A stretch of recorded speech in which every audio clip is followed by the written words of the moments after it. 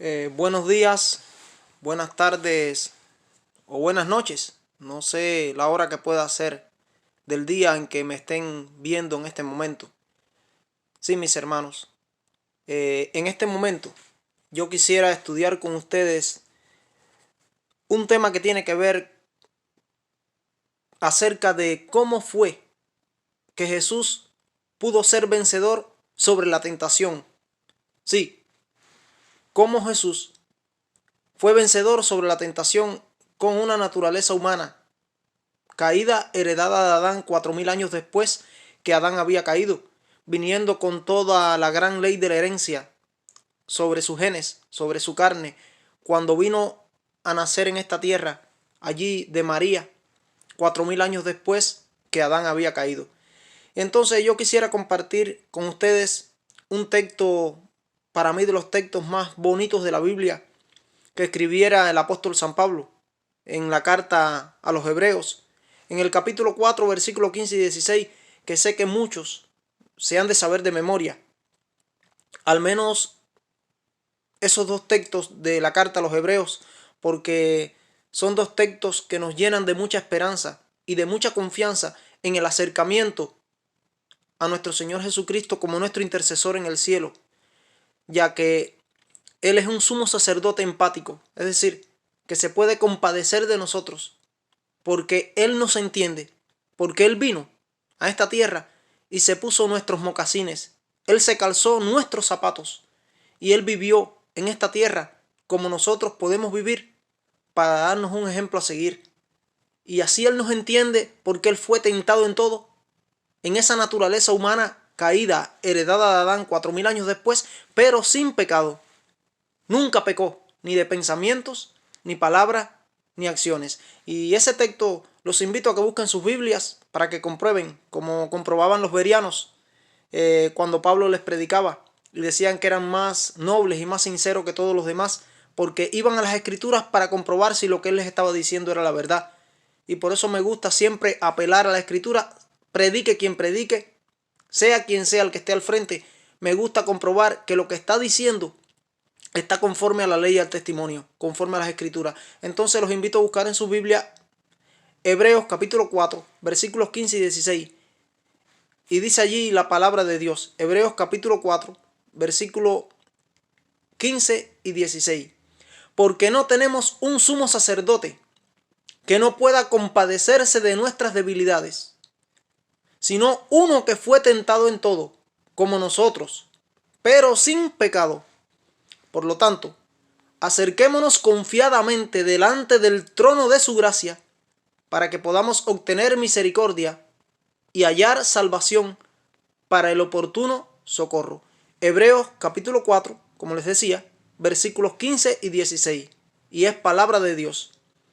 Sí, mis hermanos, todos ustedes saben por experiencia, como yo también lo sé, más que por teoría, que nosotros somos tentados constantemente. Y por lo tanto, las tentaciones externas como internas en nuestra vida nos enseñan realmente esta realidad. Y nos preguntamos, en este caso, cuando pensamos en estas cosas, ¿cómo me puede ayudar la vida y el ejemplo de Cristo a mí y a ti a vencer como Él venció en nuestras luchas diarias? ¿Sí? ¿Cómo nos puede ayudar la vida de Jesús, su ejemplo, a vencer sobre nuestras luchas diarias de la misma manera que Él venció, dejándonos a nosotros ese modelo y dejándonos a nosotros ese patrón? Sí, mis hermanos, Jesús, nuestro Señor Jesús, nuestro maravilloso Salvador, nuestro maravilloso modelo, nuestro maravilloso ejemplo, nuestro gran amigo, es nuestro sumo sacerdote. Y Él está tan cerca de ti, tan cerca de mí, y nos entiende tan bien. Es empático con nosotros a tal manera que Él simpatiza con nosotros, con nuestras luchas, porque Él nos puede entender a nosotros, porque Él vino y se encarnó y vivió en esta tierra, en nuestra condición, en nuestra carne humana caída, pero sin pecado.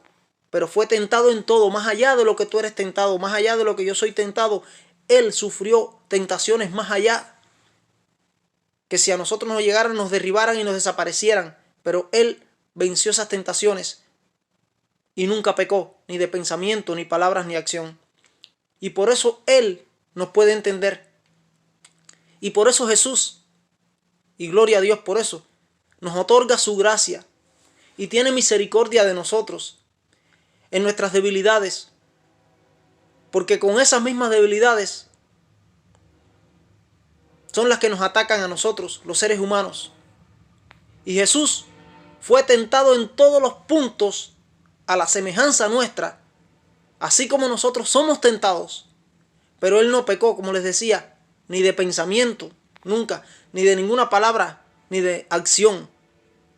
Él obtuvo la victoria en el poder de Dios sobre el pecado, sobre la tentación. Jesús venció por la dependencia del poder de su Padre, del poder del Espíritu Santo obrando en su vida. Por eso fue que Él venció.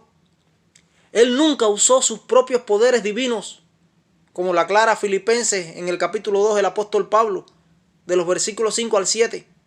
Él nunca usó el poder de una naturaleza no caída, como dicen muchos, que era la que tenía cuando Él vino. Es decir, como la de Adán antes de pecar. Y Jesús no vino con la naturaleza de Adán antes de la caída de Adán en el pecado. Él vino con la herencia genética de Adán 4000 años después que Adán había caído.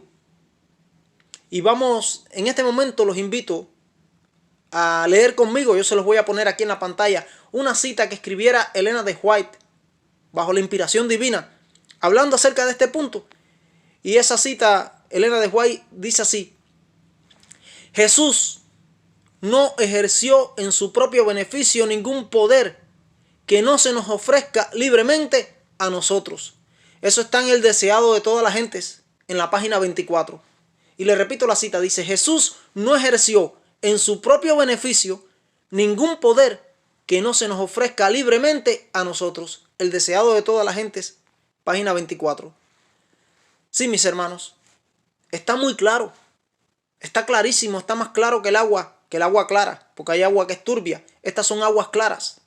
Está muy claro que el poder de una naturaleza sin pecado no se nos ofrece a nosotros, los descendientes de Adán.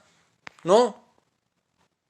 Él no usó nunca ningún poder del cual nosotros podamos quejarnos que nosotros no tenemos. Él es nuestro ejemplo, nuestro modelo, nuestro patrón. Pero Adán, en este caso, cuando cayó, para Adán era natural hacer lo correcto. Porque él tenía una naturaleza perfecta y buena. Y él tenía que forzar esa naturaleza perfecta y buena que él tenía para desobedecer la voluntad divina y hacer el mal y pecar como lo hizo. Él tuvo que forzar su buena naturaleza para la desobediencia y caer en el pecado. Sin embargo, a nosotros, a ti que me escuchas, a mí, a nosotros los seres humanos descendientes de Adán, que hemos vivido en este planeta después que Adán cayó, nos es natural hacer el mal, al contrario de Adán. Porque tenemos una naturaleza caída. Y para hacer el bien, tenemos que esforzar nuestra naturaleza humana caída, mala, para obedecer la voluntad de Dios. Si el poder de la naturaleza no caída de Adán hubiera sido poseído por Jesús, ese hubiese sido un poder que no se nos hubiera ofrecido libremente a nosotros. Y la victoria de Jesús, mis hermanos, en este caso fue notable. Fue extraordinaria. No porque actuó como Dios. No, Él no usó su poder divino nunca. Aunque era 100% Dios, Él nunca usó su poder divino. Sino porque como siervo que Él era, como hombre que Él se hizo, hecho semejante a nosotros los seres humanos, los hombres, en nuestra condición caída, no actuó como cualquiera de nosotros, los hombres actuamos. Jesús vivió una vida que Satanás dijo que no podía ser vivida. Él lo argumentaba y por eso acusaba a Dios. Pero Jesús vivió una vida que se suponía que era imposible vivir para un humano en una condición con una carne humana caída. Si Jesús había vivido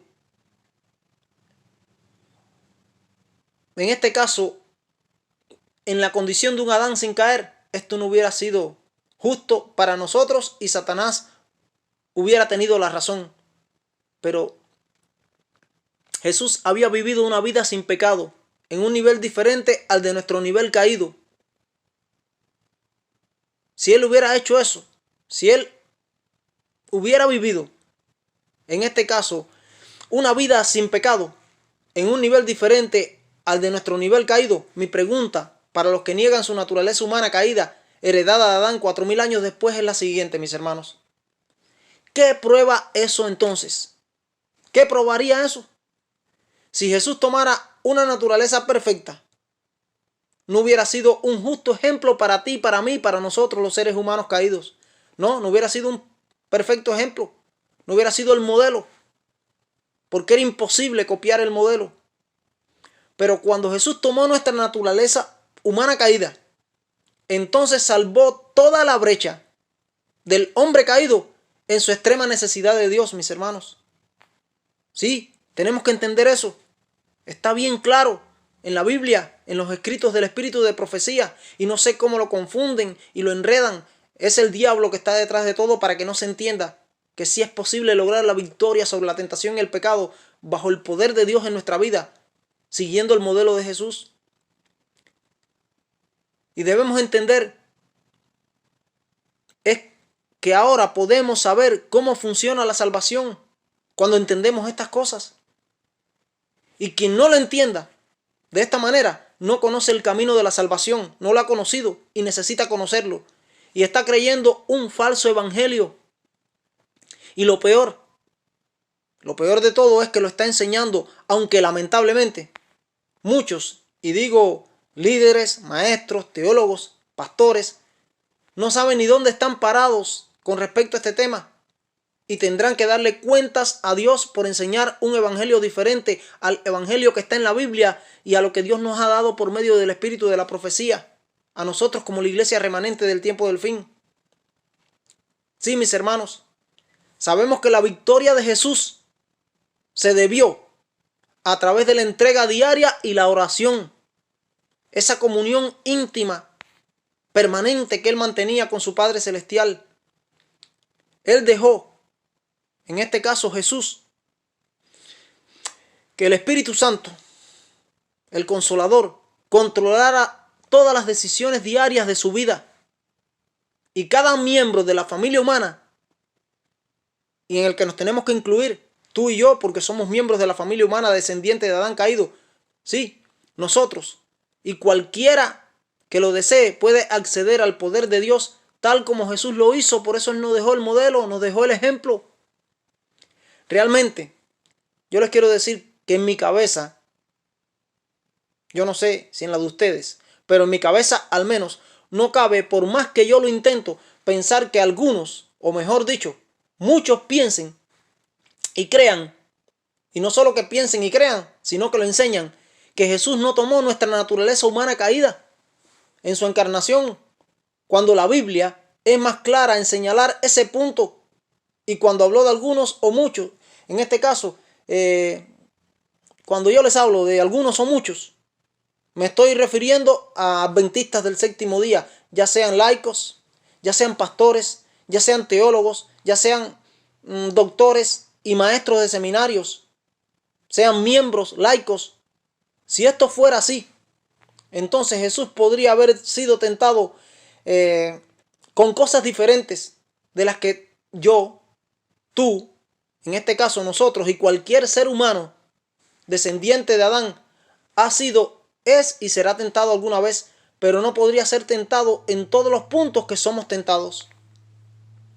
Según este falso y equivocado evangelio, enseña que Jesús no podía ser tentado por las mismas tentaciones de egoísmo, orgullo, ira, desánimo, lujuria, el apetito, el descuido, la rebelión y una serie de otras tentaciones que surgen de nuestras naturalezas humanas caídas.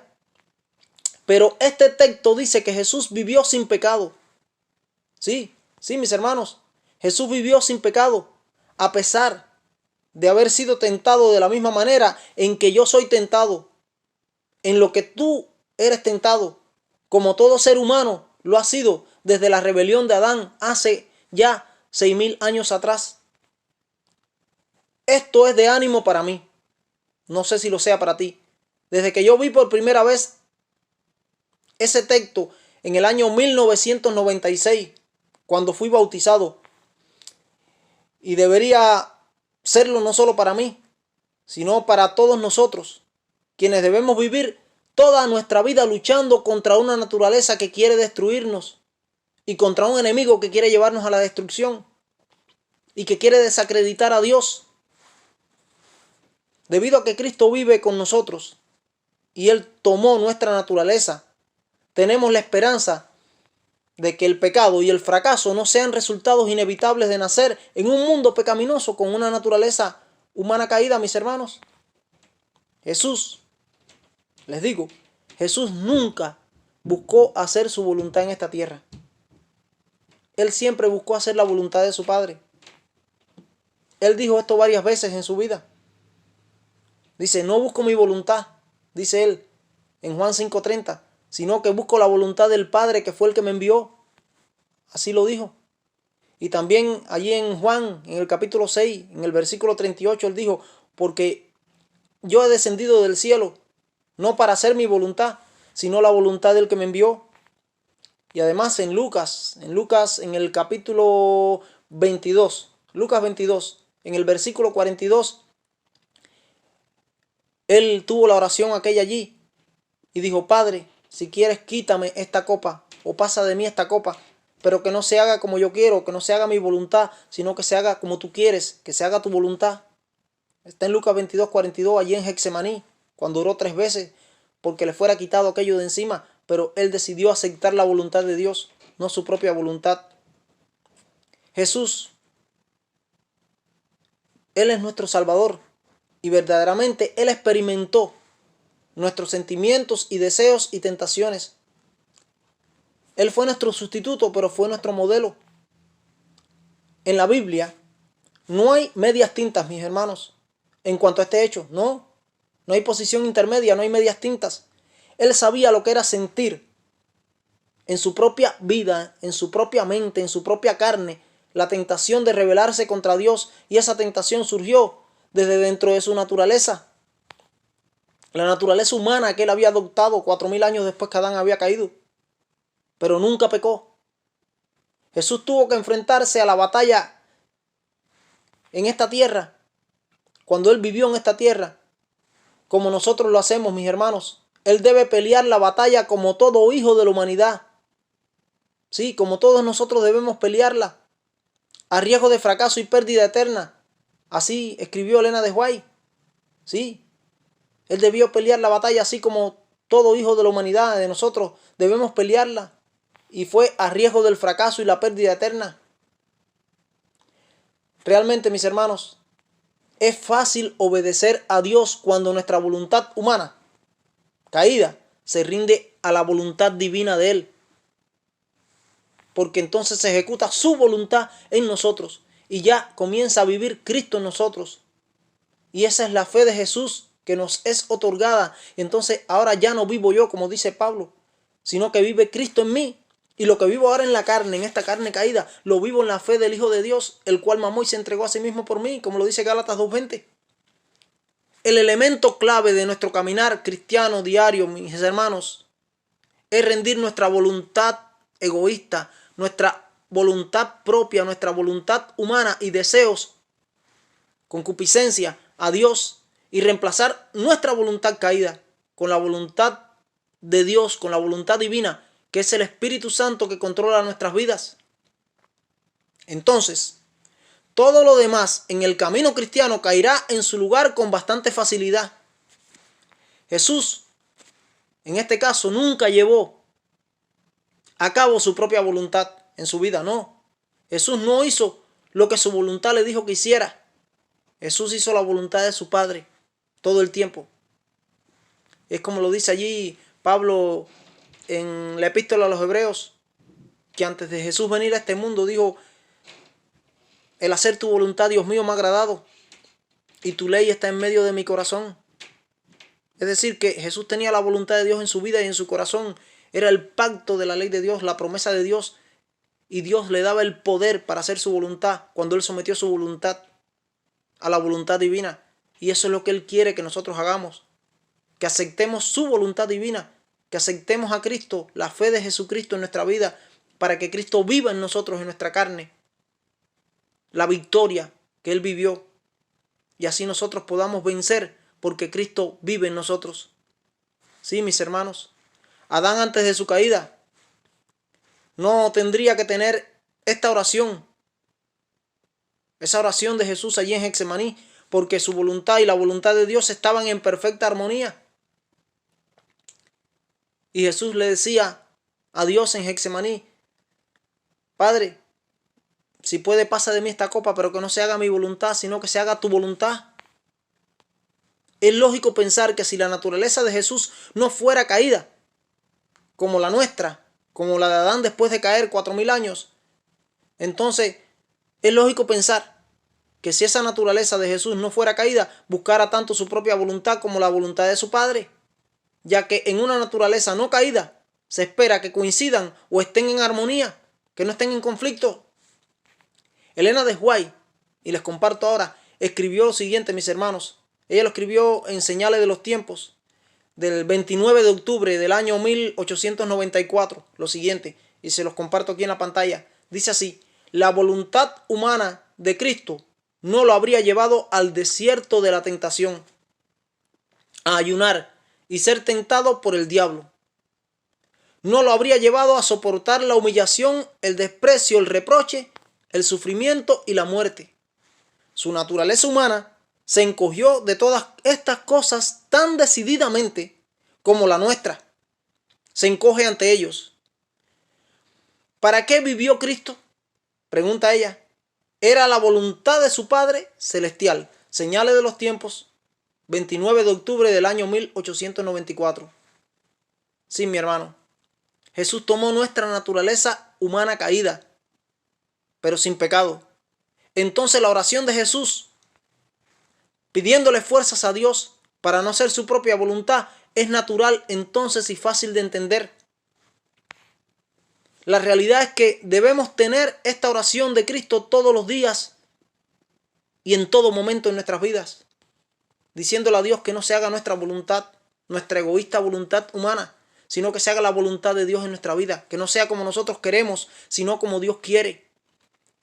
La voluntad de Jesús y su naturaleza, mi hermano, mis hermanos que me escuchan, en sí mismas no estaban en armonía con la voluntad de Dios.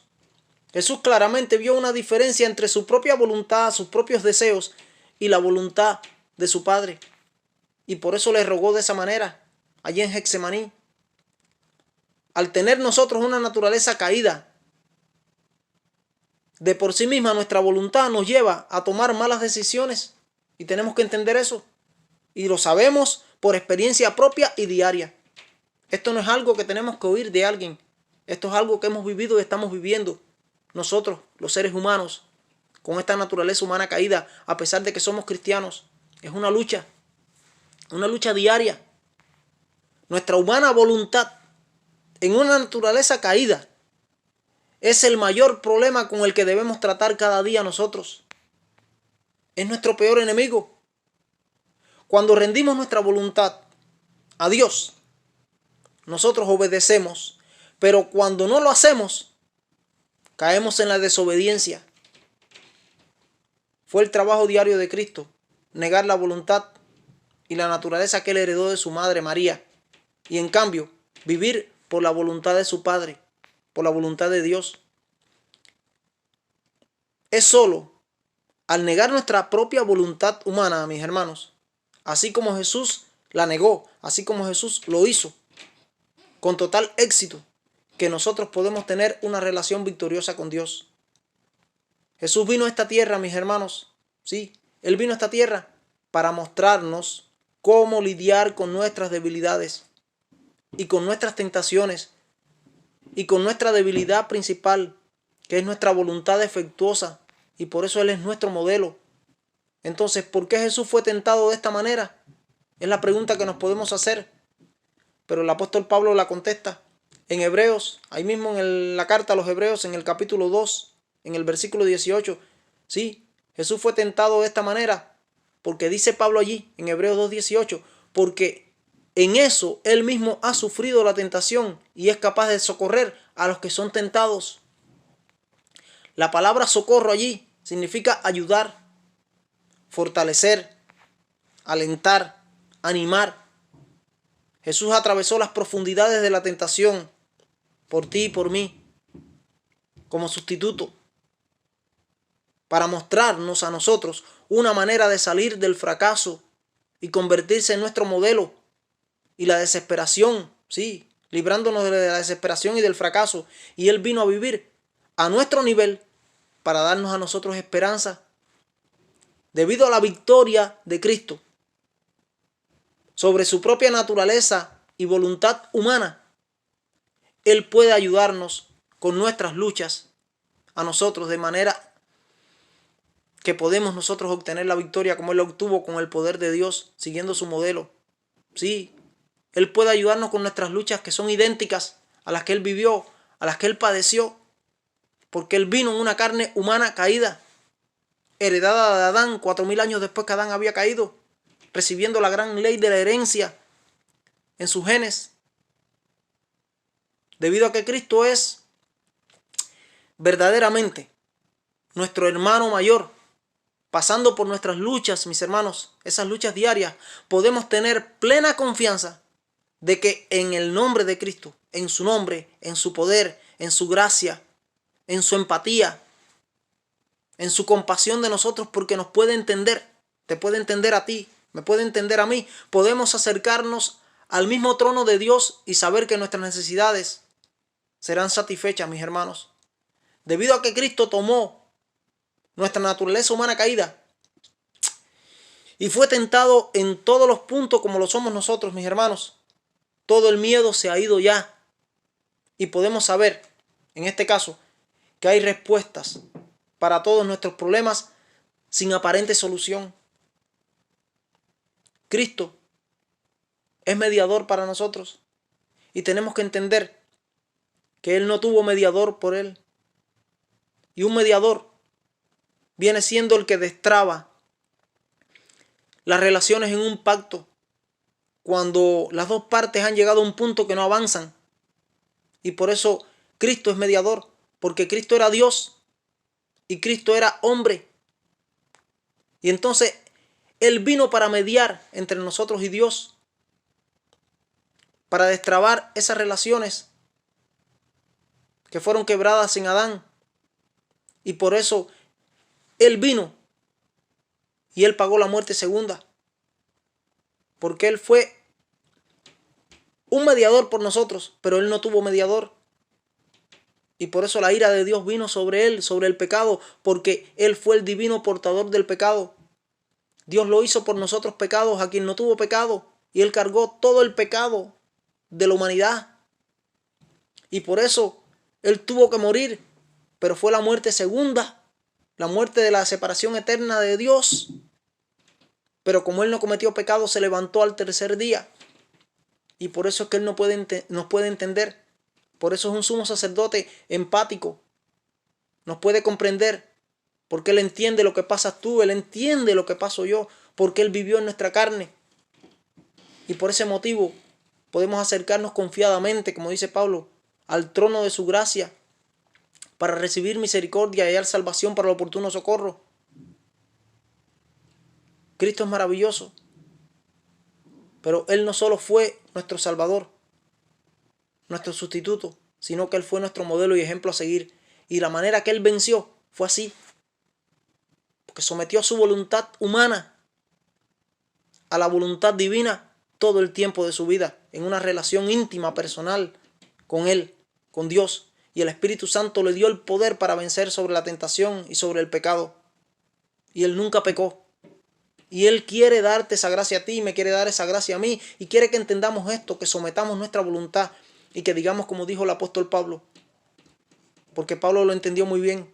Con Cristo estoy juntamente crucificado y ya no vivo yo, mas vive Cristo en mí. Y lo que vivo ahora en la carne lo vivo en la fe del Hijo de Dios, el cual me amó y se entregó a sí mismo por mí. como dice Gálatas 2:20. Es decir, con Cristo estamos juntamente encarnados, con Cristo estamos juntamente crucificados, con Cristo estamos juntamente resucitados. Pero no solo resucitados, con Cristo estamos juntamente ascendidos al cielo y estamos sentados en lugares celestiales por medio de la fe. Porque tenemos la promesa dada por Dios a Abraham en Cristo. Y si esa promesa es tuya y es mía, va a haber una armonía total entre la ley y el evangelio en nuestra vida. Y por eso Dios va a poder decir de nosotros: aquí está la paciencia de mis santos, los que guardan mis mandamientos y tienen la misma fe de Jesús, la fe que sostuvo a Jesús en su prueba, la fe que le dio la victoria. Y Dios nos quiere dar la victoria. La fe es la victoria y el evangelio es el poder de Dios a través de Cristo por medio del Espíritu Santo para salvación a todos aquellos que creemos. Que Dios te bendiga, mi hermano, que Dios me bendiga, y ojalá podamos entender que Cristo no es solo nuestro sustituto, Cristo es nuestro modelo a seguir. Debemos aprender de Él, de su modelo, para lograr la victoria, porque la victoria es posible. Porque Él venció y Él nos llama a nosotros a vencer, como dice Apocalipsis 3:21. Al que venciera así como yo he vencido, yo lo dejaré que se siente conmigo en mi trono, así como yo me he sentado con mi Padre en su trono. Que Dios te bendiga, que Dios nos bendiga, y que confiemos que la victoria es segura y es posible, y que Satanás no nos puede obligar a pecar. Él nos puede tentar, pero no es obligado que caigamos en el pecado, porque Dios tiene el poder para liberarnos del pecado cuando sometemos nuestra voluntad humana caída a la voluntad divina. Que Dios te bendiga. Amén.